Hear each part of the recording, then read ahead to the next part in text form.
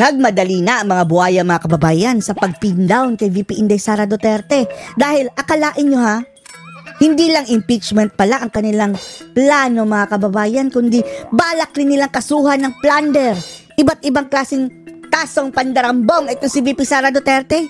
At dahil hindi po nila pwedeng gawin yan mga kababayan ang pagkaso dahil mayroong immunity ang ating pangalawang pangulo sa kaso habang siya ang nakaupo, ay ang kanilang unang-una daw gagawin ay ipapa-impeach muna nila si VP Inday Sara. At ang pinagbasehan nila mga kababayan ay hindi daw maayos na pagsagot ni VP Inday kung saan niya dinastos itong kanyang pondo na alam naman natin ha, nag-create po ng committee mga kababayan itong mga buhaya dyan sa Kongreso na talagang ang focus ay kilatisin si VP Inday. Sininggle out po si VP Sara Duterte mga kababayan. Yung kakarampot niyang budget talagang kinilatis ng mga buhaya.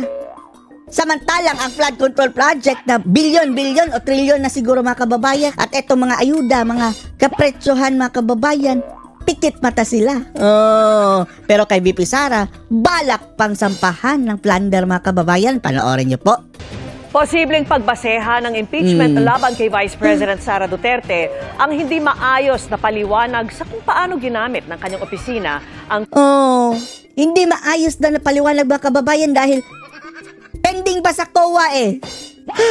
Daig pa ang COA mga kababayan, itong mga buhaya dyan sa Kongreso. Ang sabi nga ng COA, wala namang irregularidad dyan. Pero kailangan pa naming kumalap ng mga dokumento galing kay VP Sara Duterte tapos gusto nila ora mismo now na.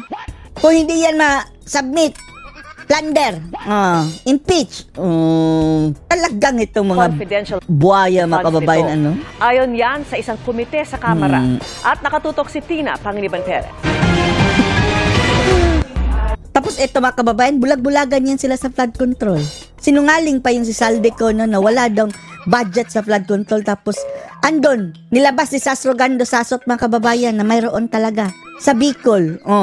Billions and billions of pesos. Tapos anong ginawa nila? Tinake down nila, ginurgor nila mga kababayan ang page ni Sas Rogando Sasot for the Motherland.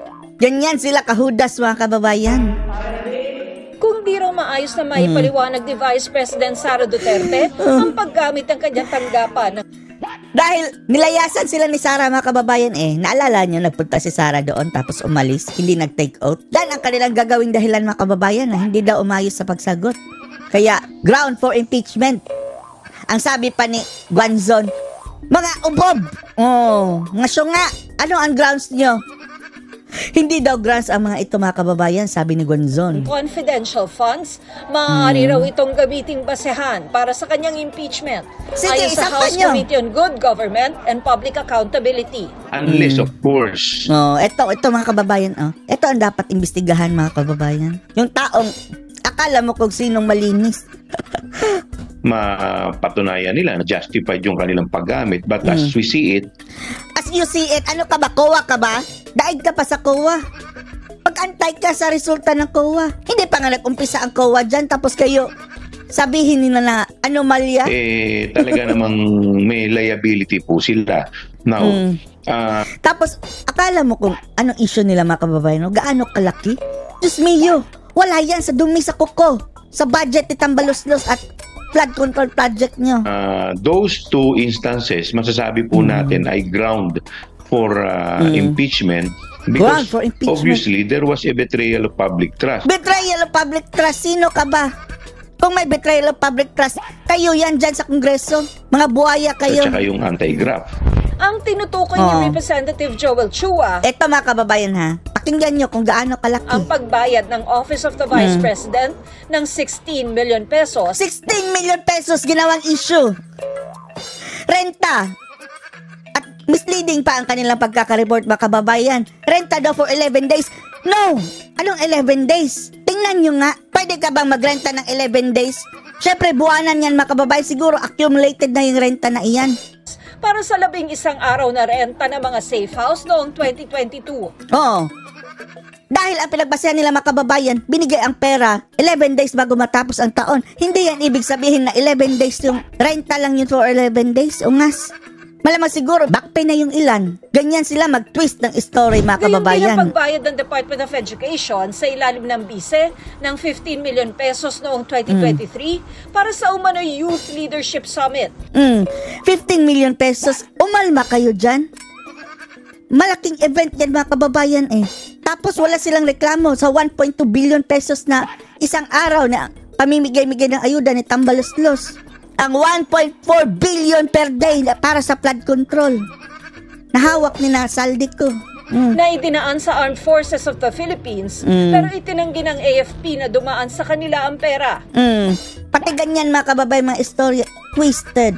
Palagay ko, may accountability ang Ang tinanong, mga kababayan, ang Pastor Jack. Etong nagisa ni Karen Davila na supalpal sa live TV, mga kababayan. Ang maluhong pastor, sabi ng mga netizen.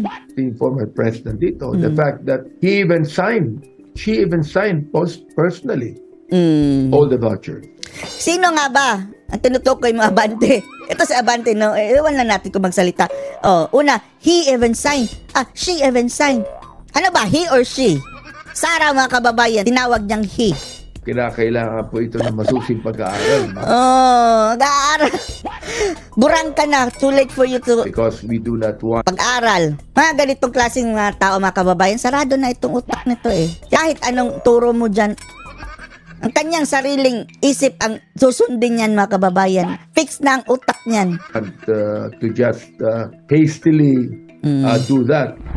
Sa nakaraang pagdinig ng komite, hindi dumalo si Duterte o sino man sa kanyang tanggapan. Inindyan, Tapos mag-impeach sila, mga kababayan, na hindi nila nakuha yung side na ipapa-impeach sila.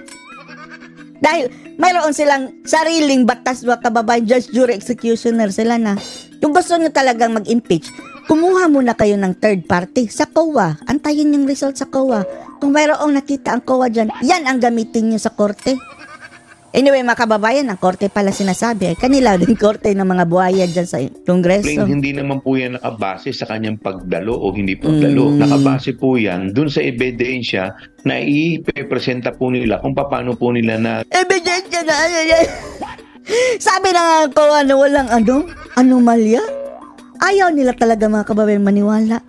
Dahil gusto nila ang kanilang gustong ipalabas, yan ang sasabihin ng COA. Gamit yung pondo. Kung hindi muling dumalo ang bise, iko-contempt na ba siya? Si VP Subukan nyo. At yung kuting na supremo nyo, aalis yan ng 10 oras. Dyan sa kanyang pwesto. No, we will not cite her. Siguro po yung mga... Takot ka naman pala i-contempt si Sara. Niya. At the end of the day, we still respect her as respect. Huwag kang magsalita ng respect, buhaya ka. As if, mga kababayan, na sila talaga ang respetado mga hudas, yung mga pinagagawa. Bakit hindi mo imbestigahan ang flood control fund, ungas? the second highest ranking official of humanda ka kapag siya na ang first. Markado ka ng ungas ka. Vice President. So, ibibigay po namin lahat ng mga respeto doon po sa kanyang opisina. Matatamaan ito na kidlat ba? Pa-mention ng respeto ang bastos na ito. Pero hindi po yan extended my staff. Kahapon sinabi ni House Senior Deputy Speaker Aurelio Ito, traidor, isa pa itong traidor, mga kababayan, sa PDP laban dati. Jr. na pinag-aaralan din ang posibleng kasong plunder laban sa bise. Ipa-plunder na nila si Sara, mga kababayan. After na Jinggoy at nina Bong Revilla, yun nga, klarong-klaro na yung si Jinggoy at si Bong Revilla. Hindi nyo nga mapakulong. Si Sara pa na 15 million. 20 million. Napending pa nga yan, ha? Wala pang desisyon dyan ang COA. Gusto na nila sampahan ng plunder, mga kababayan. Dahil sa hindi maipaliwanag na paggastos sa 112.5 million pesos na confidential confidential fund na naman. Hindi matunawan. funds noong kalihim pa siya ng Department of Education. Pero sabi ni Chua, hindi pa maaaring kasuhan si Duterte. Gusto pa nila, mga kababayan, i-impeach muna bago ang kaso. Dahil may immunity siya bilang incumbent VP.